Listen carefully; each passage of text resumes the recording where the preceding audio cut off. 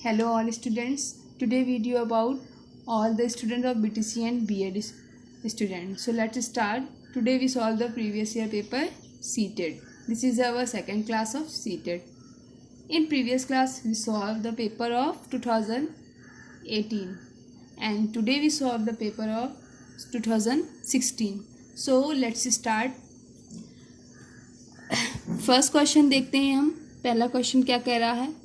पहला क्वेश्चन आपका कह रहा है नीचे दिए गए जीवों के समूहों में से किन की दृष्टि श्रेष्ठ होती है तथा वे मनुष्य की तुलना में 4 गुनी अधिक दूरी की वस्तुओं को देख सकते हैं. ठीक है.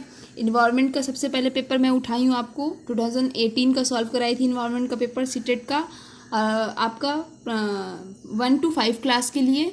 और आज जो है इन्वायरमेंट का ही पेपर उठाई हूँ. पहले इन्वायरमेंट कंप्लीट होगा फिर अदर जो है नेक्स्ट सब्जेक्ट आपका स्टार्ट होगा.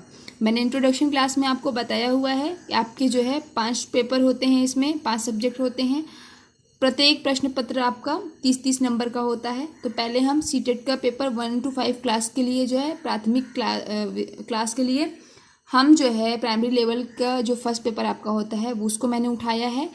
पहले आपको 2018 सॉल्व करवा दी. आज जो है आपको 2016 वाला पेपर सॉल्व हो रहा है आपका इन्वायरमेंट स्टडी का. ठीक है. देखते हैं क्या कह रहा था क्वेश्चन. नीचे दिए गए जीवों के समूह में से किन की दृष्टि श्रेष्ठ होती है तथा वे मनुष्य की तुलना में 4 गुनी अधिक दूरी की वस्तुओं को देख सकते हैं. ठीक है. देखते हैं इसका आंसर क्या कह रहा है.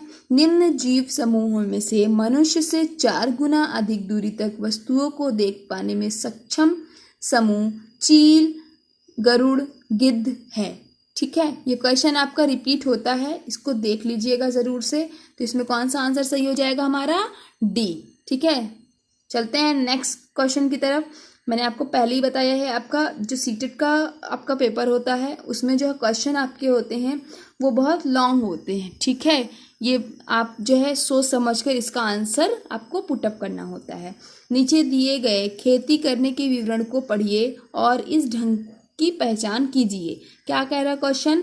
एक फसल को काटने के पश्चात खेत को कुछ वर्षों के लिए खाली छोड़ दिया जाता है. उसमें कुछ भी नहीं उगाया जाता है. इस भूमि में बांस या अन्य खरपतवार जो भी कुछ उग आता है उन्हें उखाड़ा नहीं जाता, काट कर जला दिया जाता है. यह राख भूमि को उर्वर बनाती है. जब यह भूमि खेती के लिए तैयार हो जाती है तब उसे हल्का सा खोदा जाता है.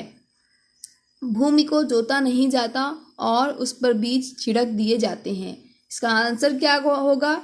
झूम कृषि पूर्वी भारत में अत्यधिक प्रचलित है. एक तो सबसे पहले हमें क्या पता चला कि जो झूम कृषि होती है वो पूर्वी भारत में जो है अत्यधिक प्रचलित है. ऐसी कृषि को स्थानांतरित कृषि भी कहते हैं. ठीक है. झूम खेती जो होती है कृषि उसको जो है स्थानांतरित कृषि भी कहते हैं. दूसरा आंसर भी हमारा यहाँ पर निकल आ रहा है. वास्तव में इस प्रकार की कृषि में जंगलों एवं झाड़ियों को साफ कर मैदान बनाया जाता है. तत्पश्चात खेती की जाती है तथा उस जगह की उर्वरा शक्ति समाप्त होने पर पुनः दूसरी जंगलों को साफ कर कृषि योग्य भूमि बनाते हैं. ऐसी कृषि ही झूम कृषि है. झूम कृषि क्या है आप समझ लिए हैं. तो ये जो दिया था आपका सेंटेंस इसके अकॉर्डिंग आपका आंसर क्या होता है सी. ठीक है. देखते हैं हम क्वेश्चन नंबर 3. जब कोई सपेरा अपने वाद्य यंत्र बीन को बजाता है तो सांप उसकी ध्वनि पर अपने सिर को इधर उधर घुमाता है. अब आपके विचार से सांप वाद्य यंत्र के प्रति अनुक्रिया कैसे कर रहा है. आंसर इसका है जब कोई सपेरा बीन बजाता है तो उस बीन के द्वारा उत्पन्न कंपनों से सांप अनुक्रिया कर अपने सिर को हिलाता है जिसे सामान्यतः लोग सांप के नृत्य करता हुआ समझते हैं. इसका आंसर क्या हो जाएगा बी. इसका सही आंसर है आपका बी. 4th नंबर क्वेश्चन की तरफ चलते हैं हम. परिवार एक इकाई होता है जिसमें माँ, पिता और उनके 2 बच्चे होते हैं. यह कथन क्या है. तो परिवार एक इकाई. आंसर देखते हैं इसका. परिवार एक इकाई होता है जिसमें माँ, पिता, बच्चों के अलावा अन्य सदस्य भी होते हैं. ऑब्वियस सी बात है. भिन्न भिन्न समाजशास्त्रियों अनुसार अलग अलग परिवार की समानताएं होती हैं, अतः परिवार में केवल माँ पिता और बच्चे का सम्मिलित होना गलत है। तो इसका आंसर हो जाएगा आपका सी। नेक्स्ट है हमारा, मानवों के पेट में अमाशय रस की प्रकृति डैश होती है और वह भोजन के पाचन में सहायता करता है। आपका यह आंसर दिया हुआ है, देख लीजिए, इसको पढ़ लीजिए। इसका सही आंसर है डी, अम्लीय। तो हमें क्या पता चल रहा है क्वेश्चन सॉल्व करने पर कि इन्वायरमेंट का पेपर है, बट देखिए आपका जो है माइंड कंसंट्रेट का टाइप का भी क्वेश्चन दिया हुआ है। क्वेश्चन जो है आपका पेडागोजी से भी दिया हुआ है। 15 नंबर मैंने आपको बताया कि 15 नंबर आपका पेडागोजी रहता है, ठीक है। और इन्वायरमेंट का तो उसमें जो है आपका बायो लेवल का भी क्वेश्चन दिया हुआ है, ठीक है। आगे चलते हैं हम। नंबर 6 आपका क्वेश्चन कह रहा है, कक्षा 3 के एक शिक्षक ने अपने बच्चों को निम्नलिखित पेड़ों पौधों की पत्तियों को विभिन्न वर्गों में वर्गीकृत करने को कहा, जैसे नींबू, आम, तुलसी, पुदीना, नीम, केला आदि। कुछ विद्यार्थियों ने पत्तियों का वर्गीकरण इस प्रकार किया: ए, दवाओं के गुणों वाली पत्तियां और दवाओं के गुण से रहित पत्तियां, बी, बड़ी पत्तियां और छोटी पत्तियां। शिक्षक ने समूह हो गया आपका। फिर क्या कह रहा है, ए को सही माना और समूह बी को गलत। निम्नलिखित कथनों में से कौन सा कथन अधिगम और आकलन के प्रति शिक्षक के दृष्टिकोण को प्रतिबिंब करता है? अब ये क्वेश्चन कैसा है, आपको सोच समझकर इसका आंसर आपको देना है। तो इसका सही आंसर हो जाएगा ए, वर्गीकरण का काम बहुत विशिष्ट।